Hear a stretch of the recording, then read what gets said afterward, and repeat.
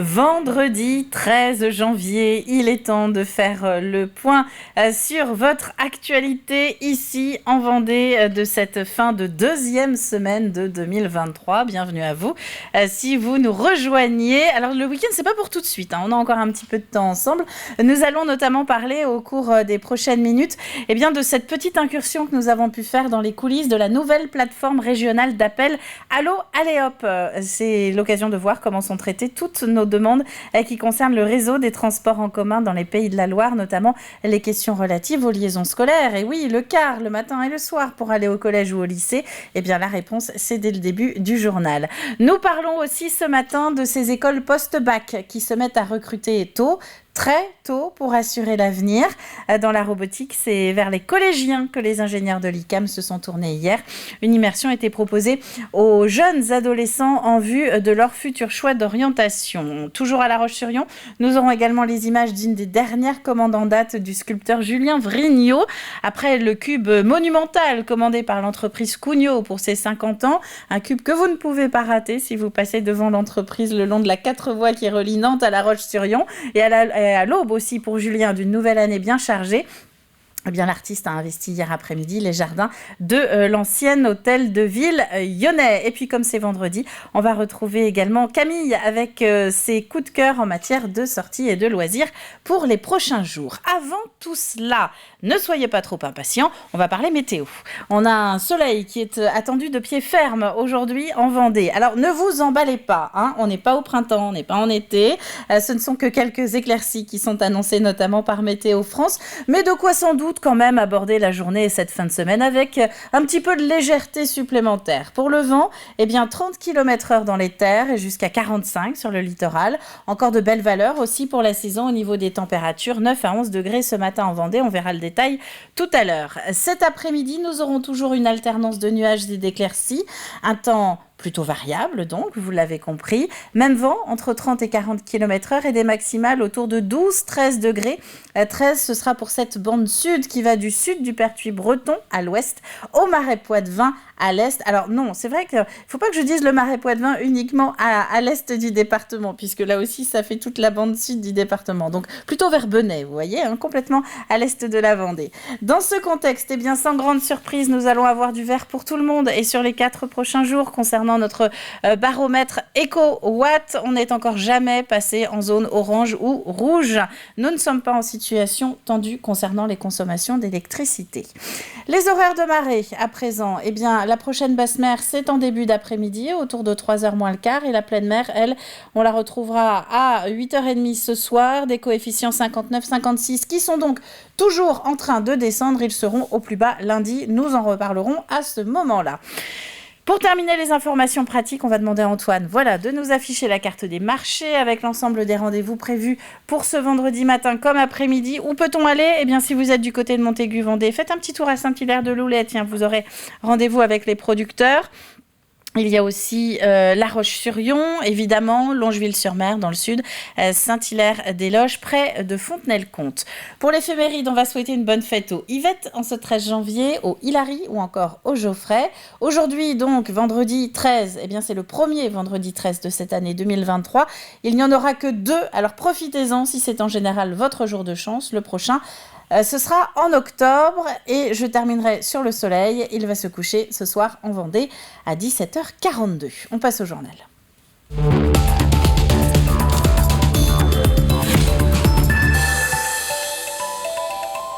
C'est un numéro unique lancé au mois de septembre, un numéro qui en remplace une vingtaine qui coexistaient précédemment. La plateforme Allo Allez Hop a ouvert à Nantes il y a 4 mois donc maintenant et réceptionne tous les appels des usagers des transports régionaux publics. 35 000 appels ont été ainsi traités depuis la rentrée. En 2023, d'autres services pour les voyageurs devraient venir se greffer. Colline Davy. Allo Allez Hop, bonjour Manon, à votre écoute. Voici le nouveau service transport de la région. un numéro unique pour répondre à toutes les demandes. Il a perdu sa carte, d'accord.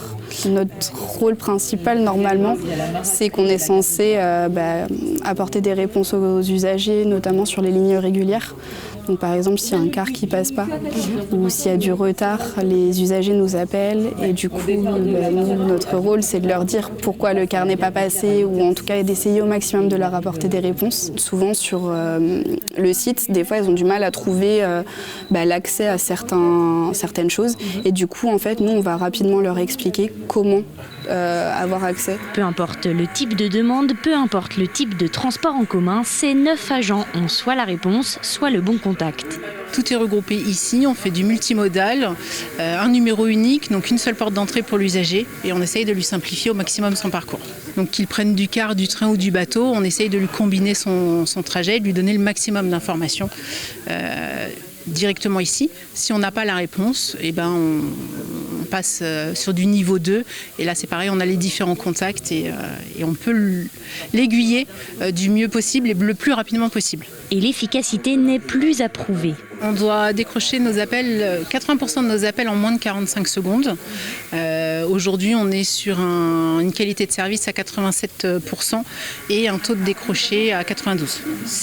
On est plutôt pas mal pour l'instant. La centrale fonctionne de 7h à 20h en semaine. Elle est aussi ouverte le samedi matin et après-midi. Avec ce nouveau service, la région espère développer encore l'usage des transports en commun. Notre objectif, c'est de simplifier l'utilisation des transports pour les usagers et de les rendre plus attractifs pour qu'ils prennent davantage les transports régionaux parce que la région investit beaucoup d'argent pour développer des transports en commun sur tout le territoire régional. Chaque année, on augmente le nombre de bus qui circulent, de trains qui circulent.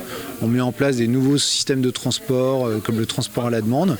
Et donc, il faut que ces transports ensuite soient connus et qu'ils soient faciles d'utilisation. Si pour l'instant, les appels concernant le ferroviaire et la vente à distance de billets YeContinent sont encore rebasculés vers d'autres services, ils seront bientôt eux aussi gérés par Allo Allez-Hop.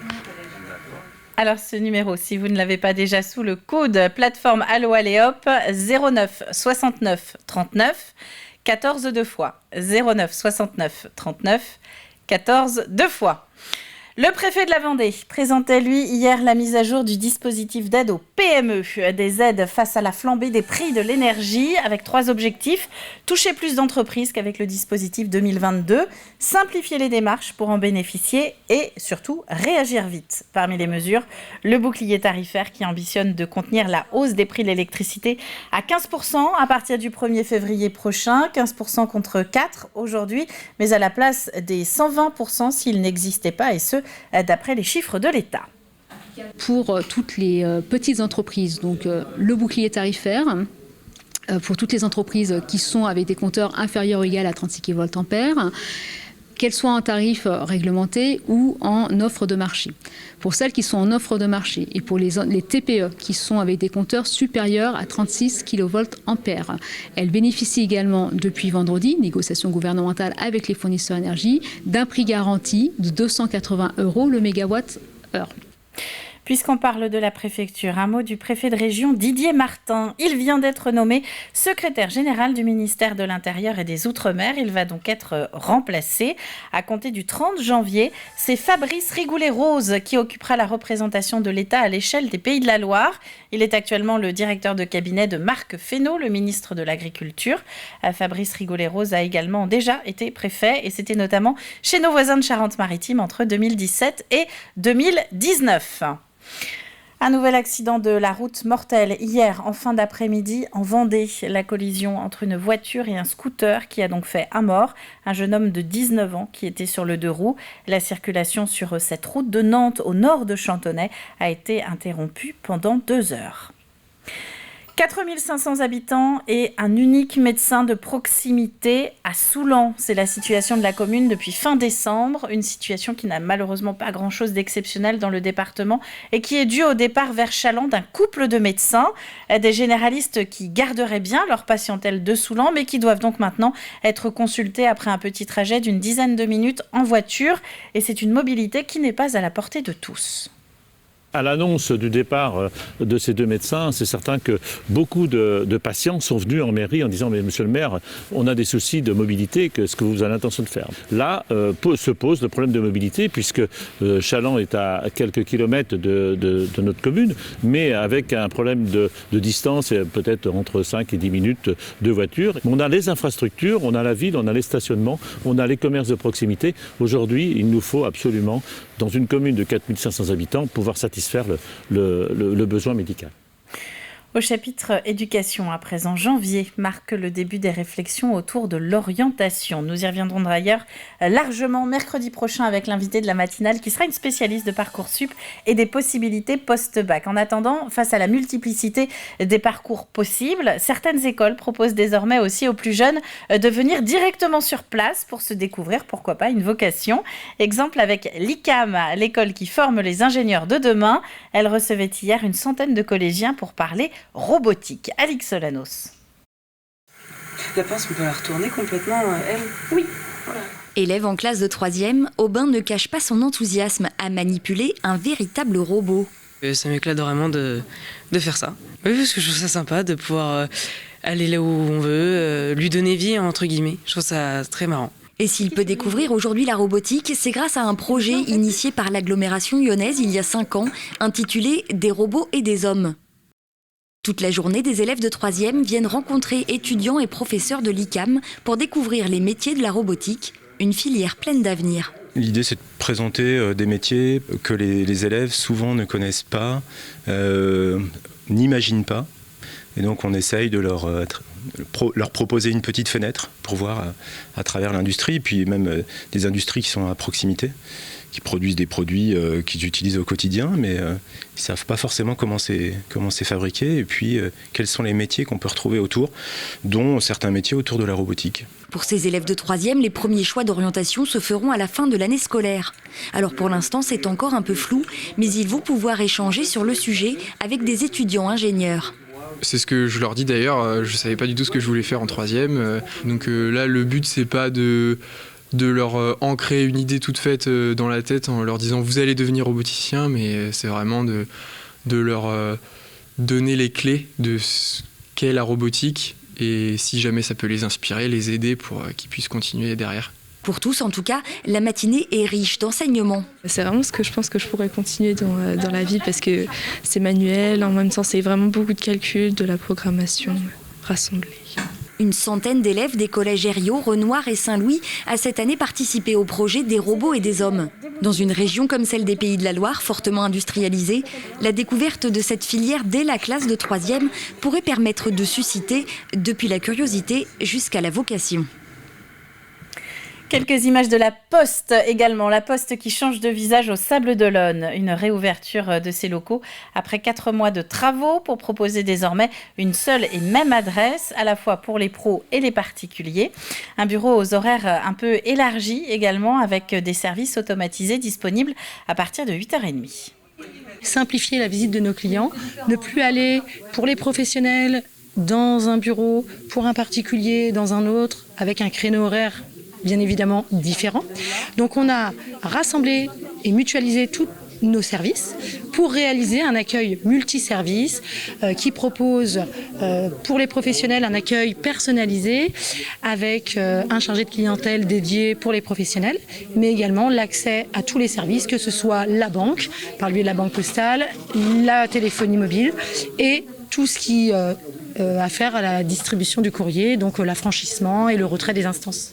Et je vous propose de terminer avec cette initiative du côté de La Roche-sur-Yon. Les chantiers se multiplient dans les rues, vous l'avez peut-être remarqué, et les palissades aussi. La municipalité a donc décidé de lever le voile un petit peu sur les changements en cours et s'apprête notamment à organiser des visites guidées dans les coulisses de ces chantiers. En attendant, l'artiste vendéen Julien Vrignot a pris ses quartiers dans l'ancien jardin de la mairie.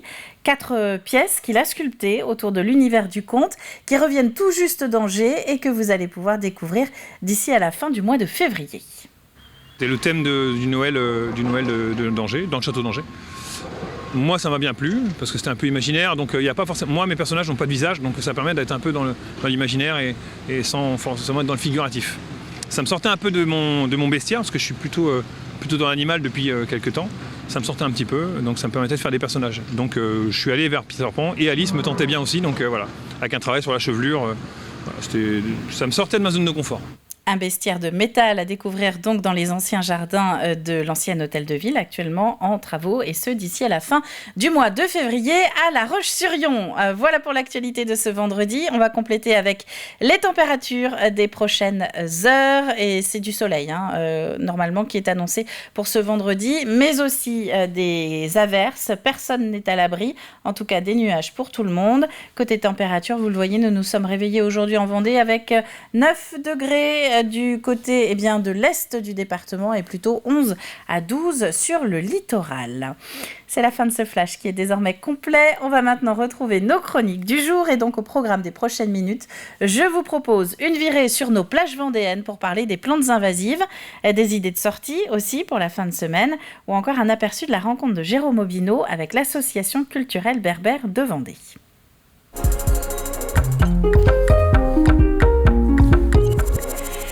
Et nous allons donc commencer avec le plus de l'info. Coup de projecteur aujourd'hui sur les plantes invasives. Parmi elles, l'herbe de la pampa. Elle est très recherchée depuis quelques années pour la décoration de mariage, par exemple.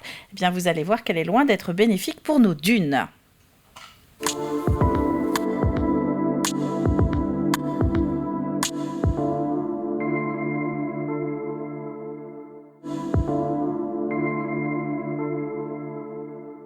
L'herbe de la pampa est une plante originaire d'Amérique du Sud et le baccharis d'Amérique du Nord. Donc l'herbe de la pampa a été introduit en France dans les années 70, alors que le baccharis a été introduit au XVIIe siècle. Elles ont colonisé progressivement le littoral atlantique et en fait par leurs graines, elles s'essaiment sur un rayon de 25 km.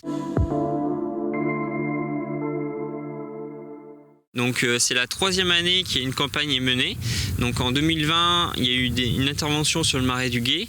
En 2021, il y a eu une campagne d'arrachage sur les marais de la Gachère sur 5 hectares. Et aujourd'hui, il y a une intervention sur la dune du Paracou sur une quinzaine d'hectares. Les espèces invasives nuisent à la biodiversité locale, peuvent créer un déclin de la biodiversité par la fermeture des milieux et donc ne sont pas favorables aux espèces locales ainsi que les espèces protégées. Représente aussi une nuisance pour la faune, par exemple pour le pélobate cutripède. Les buissons de baccharis nuisent au déplacement de cet amphibien. Il faut que la lutte soit collective pour qu'elle soit efficiente. Il faut que la population se mobilise sur leurs parcelles privées pour que l'action soit efficace.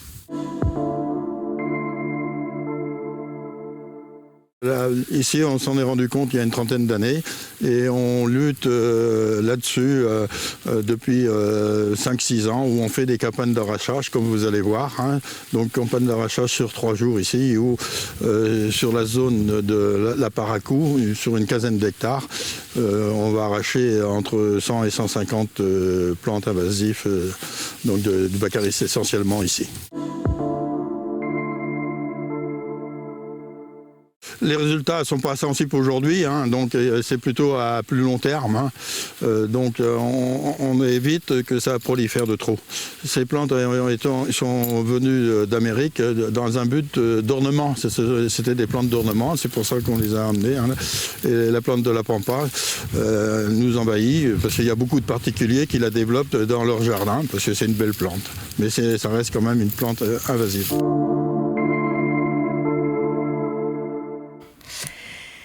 Et donc, si vous voulez en savoir plus, vous allez pouvoir retrouver des informations sur ces plantes invasives avec notre replay sur tvvendée.fr. On va passer aux sorties pour cette fin de semaine.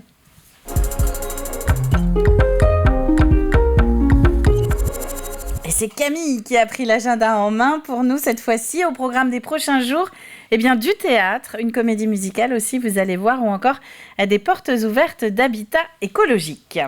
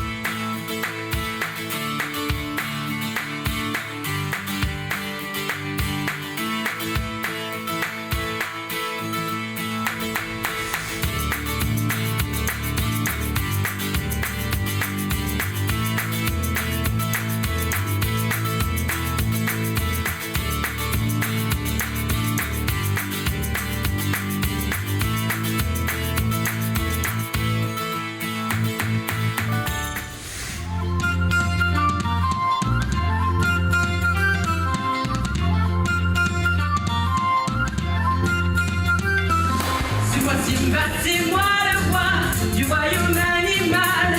C'est la première fois qu'on voit un roi avec si peu de poils.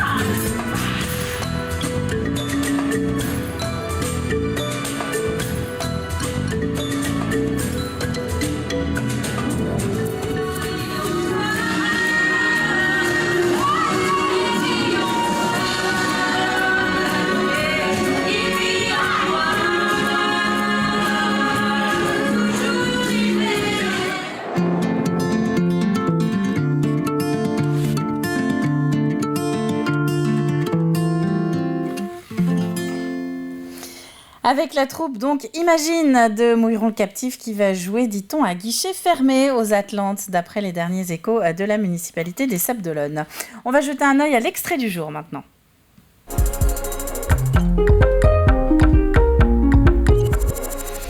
Un extrait qui nous emmène sur le plateau de Comme toujours. Jérôme Aubineau et sa bande s'intéressent demain au Nouvel An berbère. Alors pourquoi ? Eh bien parce qu'une association de La Roche-sur-Yon l'organise depuis 20 ans en Vendée. Cette année, ce sera le 21 janvier et c'est une très bonne occasion de voyager un petit peu.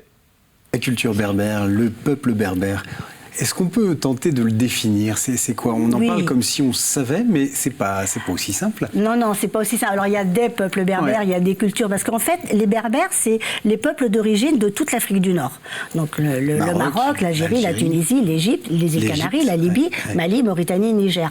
Tous les peuples d'origine de cette région, ce sont des berbères. Puis après, cette région, comme d'autres régions du monde, ont été envahies par les Arabes, par les Turcs, les Vandales et les Français.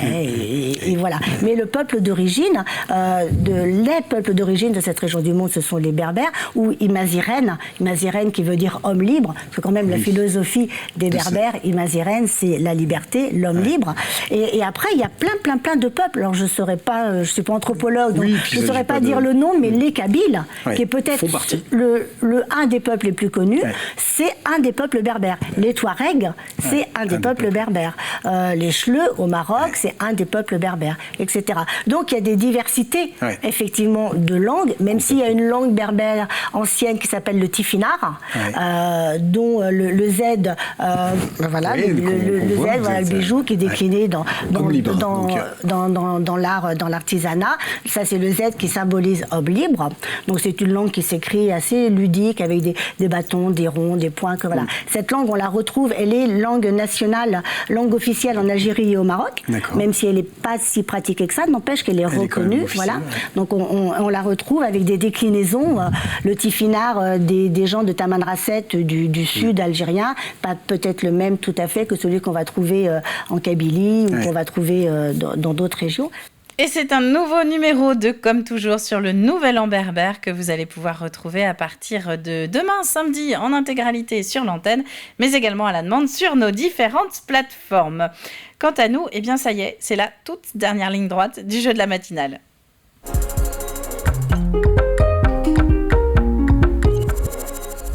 Je vous donne une ultime occasion de regarder ces images et de reconnaître peut-être, pourquoi pas, votre boulanger. La question est la suivante. À qui cette boulangerie des Sables-d'Olonne compte-t-elle reverser une partie de la recette de ses ventes de galettes des rois? Tiens, c'est intéressant ça aussi. On va regarder d'où proviennent les réponses que vous allez nous envoyer. S'il y a beaucoup de gens des Sables, justement, qui répondent. À qui cette boulangerie sablaise va-t-elle reverser une partie de la recette de ses ventes de galettes des rois? Indice du jour, plus de 9000 personnes salariées comme bénévoles, surtout des bénévoles, d'ailleurs. De tête, c'est 8000. Ils travaillent aujourd'hui en France, plus de 9000 personnes qui travaillent aujourd'hui en France, et on disait cette semaine que c'était une structure qui sauve des vies. Voilà, à la clé, eh bien, vous serez peut-être le gagnant d'un des 2 coffrets Cavac qui sont mis en jeu. Tirage au sort cet après-midi pour remporter mojettes, lentilles et miel de Vendée. C'est la fin de cette matinale, c'est la fin de la semaine aussi, les amis. Et oui, c'est comme ça. On va se retrouver lundi maintenant dès 7h en direct pour une nouvelle semaine d'Actu 100% Vendée. D'ici là, très bonne fin de semaine à tous, et non pas à demain, mais à lundi.